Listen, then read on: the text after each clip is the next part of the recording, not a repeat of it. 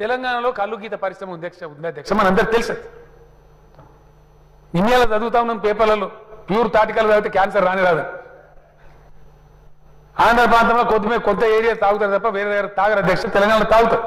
అది poor man's drink. అది రోజంతా కష్టపడి పనిచేసి సాయంత్రం వచ్చి ఆ ప్రత్యేకమైన గౌడు ఉంటారు అధ్యక్ష. ఆ గౌడు దగ్గర పోయి 2 గ్లాసులు కలువాయి అన్నం పండుకుంటారు.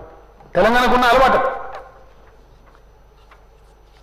గతంలో అధ్యక్ష ఇదే కాంగ్రెస్ ప్రభుత్వ హయాంలో చీప్ లిక్కర్ లాబీలకు తల ఒగ్గి మొత్తం హైదరాబాద్ రంగారెడ్డి జిల్లాల గౌడ సోదరుల నోట్లో మట్టి కొట్టి 100-150 కళ్ళు దుకాణాలు మూసేసినారు అధ్యక్ష.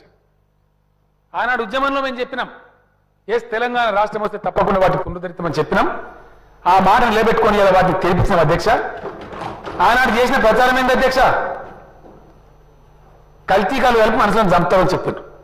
మరి 2 ఏళ్ళ అధ్యక్ష హైదరాబాద్ ఎవరు చావాలి అంటే ఒక ఆరోపణ పెట్టి, ఒక బదనాన్ని పెట్టి తెలంగాణ ప్రజల నోటి కాడ కూడు కొట్టేస్తే ఈ తెలంగాణ కాంగ్రెస్ నాయకులు మౌనం పాటించి కాంగ్రెస్ ముఖ్యమంత్రి డబ్బా కొట్టింది తప్ప ప్రజల రిస్కుకు రాలే.